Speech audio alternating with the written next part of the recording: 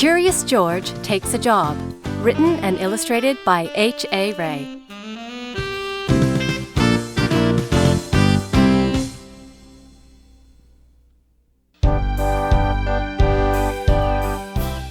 This is George. He lived in the zoo. He was a good little monkey and always very curious. He wanted to find out what was going on outside the zoo. One day, when the keeper was not paying attention, George got hold of the key for the cage. When the keeper discovered what had happened, it was too late. George was gone. Where was George? They looked for him everywhere, but they could not find him. George was hiding in the hay of his friend, the elephant.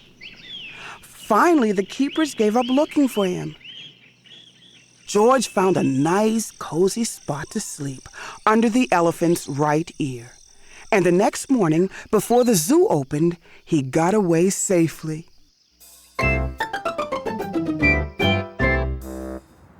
Once in the street, George felt a little scared. What should he do in the big city? Maybe he could find his friend, the man with the yellow hat, who had brought him over from Africa a long time ago. Only George did not know where he lived. There was a bus stopping at the corner. George had never ridden on one. Quickly, he climbed a lamppost, jumped on top of the bus, and off they went.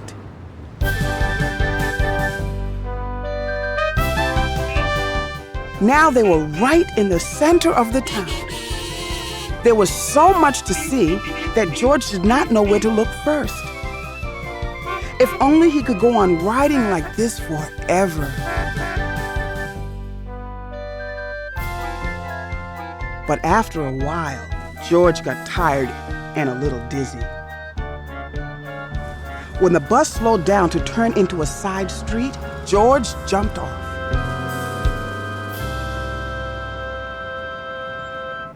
There was a restaurant right in front of him. Something smelled good. Suddenly, George felt very hungry. The kitchen door stood open and George walked in. On the table was a big pot. Of course, George was curious. He had to find out what was in it.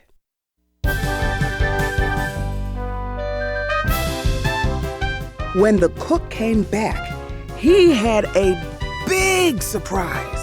Spaghetti was all over the place, and in the middle of it was a little monkey. George had been eating yards and yards and had wound himself all up in it. The cook was a kind man and did not scold much. But George had to clean up the kitchen and then do all the dishes. My, what a lot of them there were. The cook was watching George. "You are lucky to have 4 hands," he said. "You can do things twice as quickly." "I have a friend who could use a handy little fellow like you to wash windows. If you would like to, I will take you over to him." So, they went down into the subway and took an uptown train to the cook's friend, who was an elevator man in a skyscraper.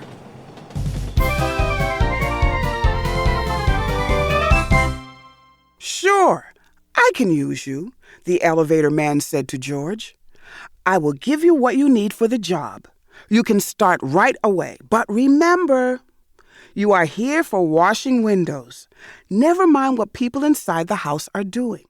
Don't be curious or you'll get into trouble." George promised to be good, but little monkeys sometimes forget.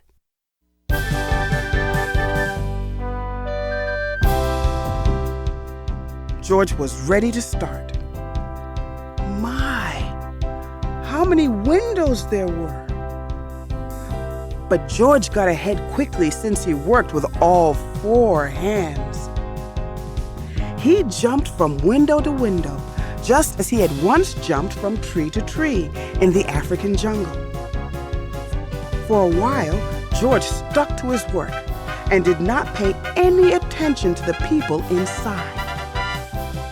Of course, he was curious, but he remembered his promise.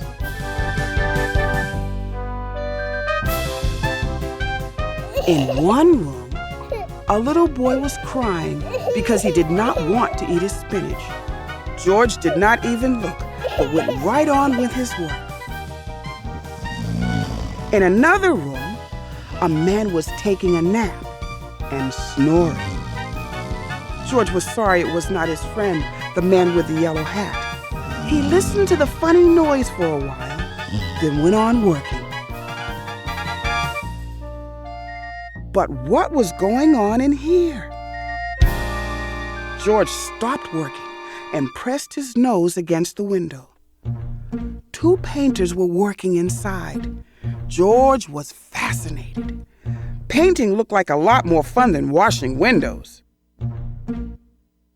The painters were getting ready to go out for lunch. The minute they left, George climbed inside. What wonderful paints and brushes they had! George could not resist. An hour later, the painters came back.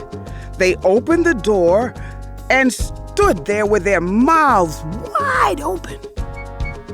The whole room had changed into a jungle with palm trees all over the walls, and a giraffe, and 2 leopards, and a zebra. And a little monkey was busy painting himself on one of the trees. Then the painters knew what had happened.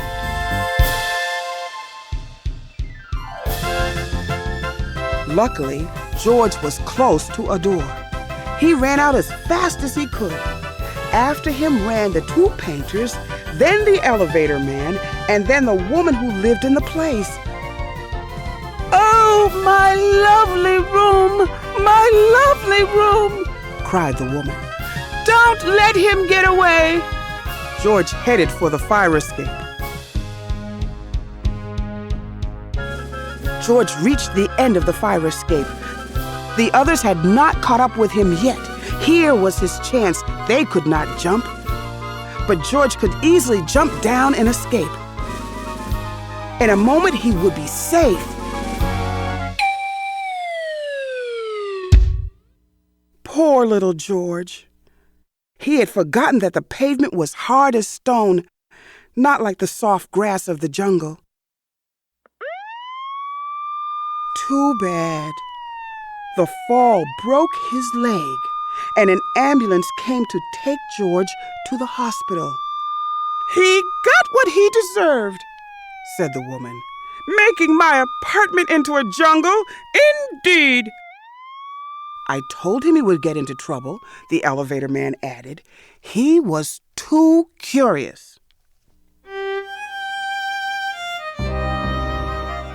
George had to lie in bed with his leg high up in a plaster cast. He was very unhappy. And it had all started out so nicely. If only he had not been so curious, he could have had a lot of fun. Now it was too late.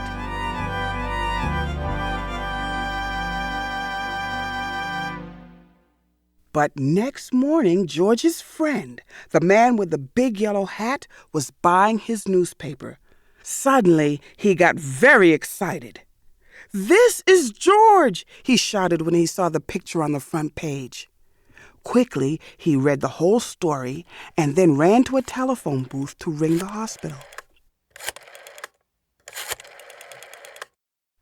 "I am George's friend," he said to the nurse who answered the telephone. Please take good care of him so that he will get better quickly. I want to take him to a movie studio and make a picture about his life in the jungle. Don't let him get into any more mischief until I can take him away."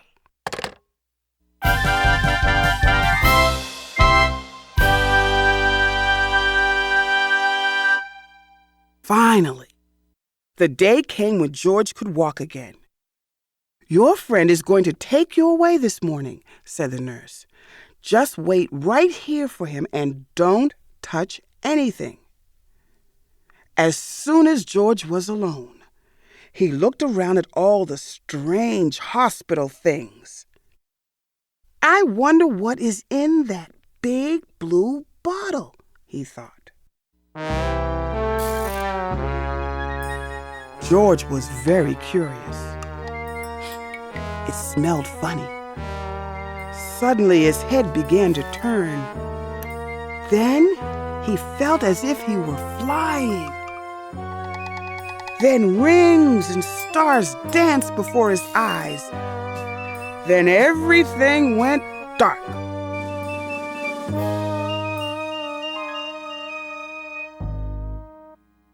And this is how the man with the yellow hat found George when he came to call for him. They picked him up and shook him, but they could not wake him up. He was so fast asleep that finally they had to put him under the shower. How surprised he was when he woke up.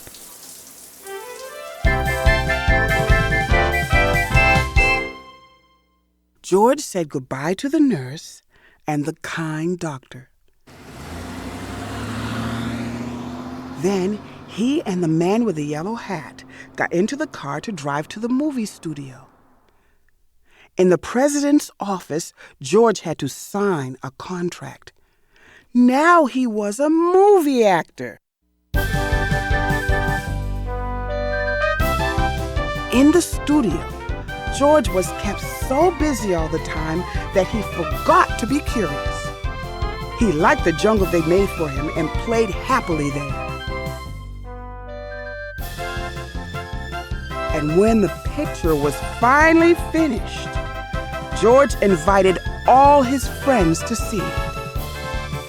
The doctor and the nurse and the ambulance driver and the man from the newsstand and the woman and the elevator man and the two painters and the cook and the reporter and all the keepers of the zoo.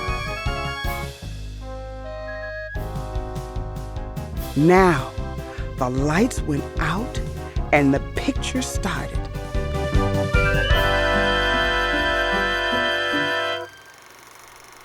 "This is George," the voice began. "He lived in the jungle. He was a good little monkey.